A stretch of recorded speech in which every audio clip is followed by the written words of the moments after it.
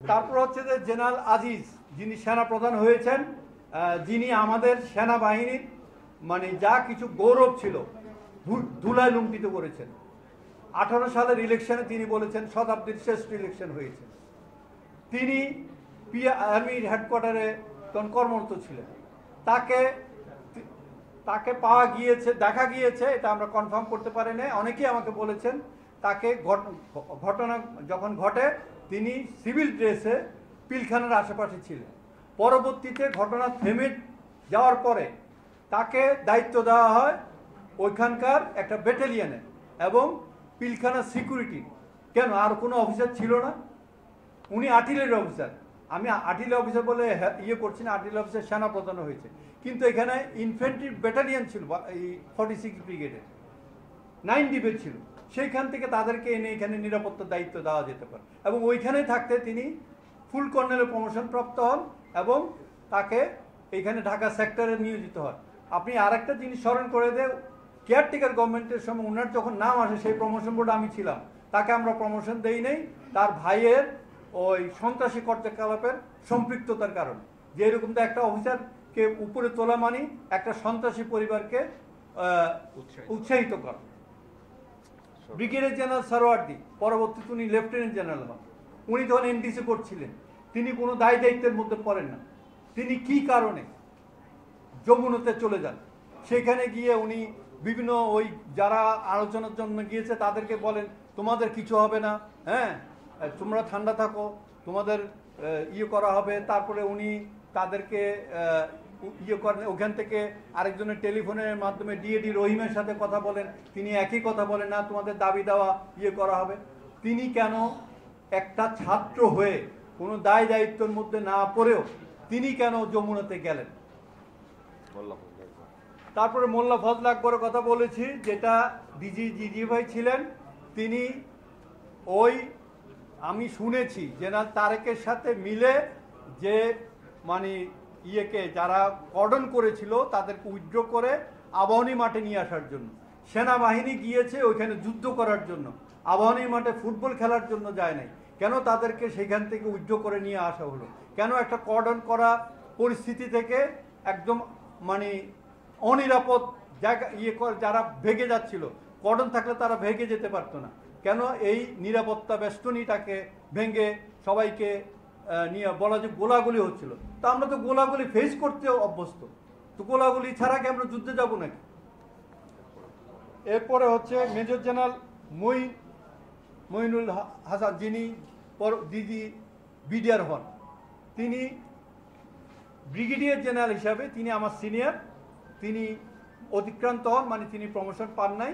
তিনি brigadier general হিসাবে এএফডব্লিউসি কোর্সের প্রধান প্রশিক্ষক ছিলেন এনডিসিতে। তিনি একটু জনই স্মরণ করিয়ে দেই যে তিনি জিয়াউর রহমান হত্যা মামলার একজন আসামি ছিলেন। পরবর্তীতে তিনি খালাস পান। অনেকদিন তিনি অন্তরীণ ছিলেন, বন্দী ছিলেন। পরবর্তী তিনি ব্রিগেডিয়ার হন এবং এমনি ভালো অফিসার। তিনি এনডিসিতে ব্রিগেডিয়ার হিসাবে পোস্টিং থাকে। সেই সময় তাকে পদোন্নতি দিয়ে ডিজি বিডিআর বানানো। আমার কথা হচ্ছে যে এই ধরনের পরিস্থিতিতে আমরা এমন কাউকে পাঠাই না যার কমান্ড এক্সপিরিয়েন্স নাই। এটা এমন একটা সিচুয়েশন, আপনাকে পাঠাইতে হলে কমান্ড এক্সপিরিয়েন্সের লোক পাঠাতে হবে, যিনি ডিভিশন কমান্ড করেছেন, সেপারেট ফোর্স কমান্ড করেছেন। এইরকম অফিসার তো আমাদের অভাব ছিল না। হঠাৎ করে সেখানে ব্রিগেডিয়ার জেনারেল মঈনকে প্রমোশন দিয়ে তাকে কেন ওইখানে পাঠানো হলো? দ্বিতীয় কথা হচ্ছে যে ডিজির যে বাসাটা ছিল আমরা তখনও তদন্ত শেষ করি না। এখানে অনেক আলামত ছিল, গ্রেনেড ছিল, মানুষের রক্তের দাগ ছিল, মানে গুলাগুলি ছিল ওইখানে। তিনি কয়েকদিনের মধ্যে, স্বল্পতম সময়ের মধ্যে তিনি সেটা পরিষ্কার করে তিনি সেই বাসায় উঠে যান। এখানে এভিডেন্স নষ্ট করা হয়েছে ইচ্ছাকৃতভাবে।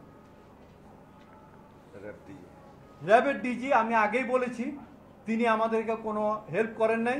আমরা র্যাব ডিজি হাসান মাহমুদ, আমরা র্যাবের হেডকোয়ার্টারে প্রথম দিকে যখন গিয়েছিলাম তখন কিছু তথ্য পেয়েছি, আইজি হন এবং অ্যারেস্ট আছে এখন। তিনি তখন তাকে তিনি হেল্প করেন, কিন্তু পরবর্তীতে আরেকদিন যখন গিয়ে কয়েকদিন পরে তখন আমাদেরকে জানানো হয় যে র্যাব থেকে কোনো ধরনের ইনপুট দেওয়া হবে না। হ্যাঁ, আমাদের এটা আমরা জাতীয় পর্যায়ে দিই। তো আমরা বললাম যে কেন, এটা তো আমরা তো সম্মিলিতভাবে একটা ইয়ে করছি। বলে যে না, আমাদেরকে ওই সেই উপরের নির্দেশের কথাই বলা হলো। তারপরে হচ্ছে মেজর জেনারেল রেজানুর, উনি সেই সময় কর্নেল রেজানুর ছিলেন, উনি র্যাবে ছিলেন। র্যাবে যে শামসুজ্জামানকে ভিতরে ঢুকতে নিষেধ করেছে, সেই রেজানুর পরবর্তীতে তিনি ব্রিগেডিয়ার মেজর জেনারেলও হয়ে যান এবং তিনি রাষ্ট্রদূত নিয়োগপ্রাপ্ত হন।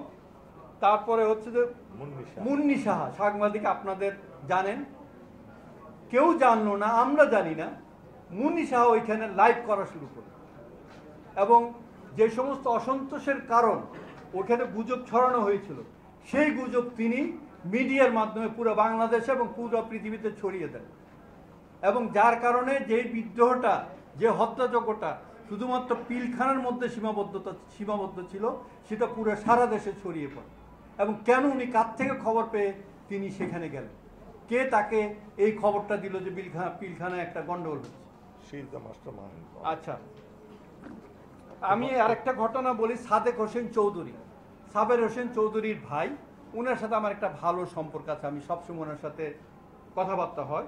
তিনি আমাকে একটা তথ্য দেন, সেটা হচ্ছে যে তিনি যখন গোলাগুলির সব সংবাদটা শুনেন যে বিডিআর একটা গোলাগুলি হচ্ছে, তিনি এটার সঠিকতা যাচাই করার জন্য তিনি তোফায়েল আহমেদ সাহেবকে টেলিফোন করেন, রাজনীতির তোফায়েল আহমেদ।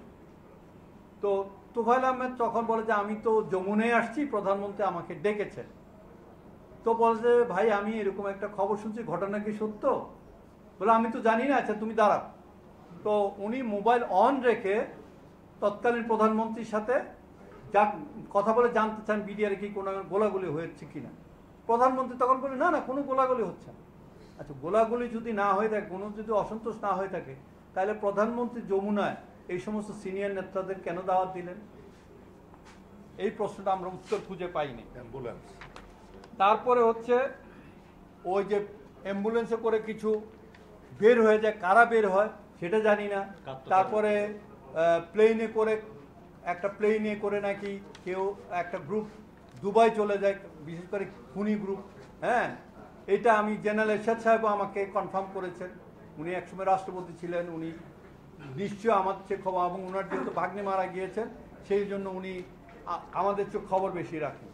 তো এরপরে হচ্ছে আরেকটা জিনিস, ওইটা আপনাদের এখানে লেখা নেই, প্রধানমন্ত্রী থাকতেন তখন সুধা সদন, উনি যাওয়ার কথা হচ্ছে যে গণভবন তখন পরিষ্কার পরিচ্ছন্ন হচ্ছিল, কারণ গণভবনে কেউ থাকতো না। তাহলে ওনার হঠাৎ করে গণভবনের পরিবর্তে তড়িঘড়ি করে সুধা সদন ছেড়ে যমুনায় কেন গেলেন? কত তারিখে? এবং যখন গিয়েছেন তখনও কিন্তু ওখানে রং করেছে, সে রং শুকায় নাই, সেই রঙের গন্ধ ছিল। এবং আমার কাছে অনেকে বলছে, আমি যমুনায় যাই নাই কখনো, যে যারা ওইখানে সিনিয়র অফিসার গিয়েছিল তারা বলছে যে, কয়েকজন বলছে যে আমাদের গায়ে এই জানলার রং বা দরজার রং কাপড়ে লেগে গিয়েছিল ইউনিফর্মে। এত তাড়াহুড়ার কি ছিল যে মানে যমুনায় যেতে হবে? উনি তো এতদিন ছিলেন, কে তাকে মানে এই উপদেশটা দিয়েছিল? তো এই জিনিসগুলো আমরা বের করতে পারি নাই, কারণ আমাদেরকে কেউ সহযোগিতা করেনি।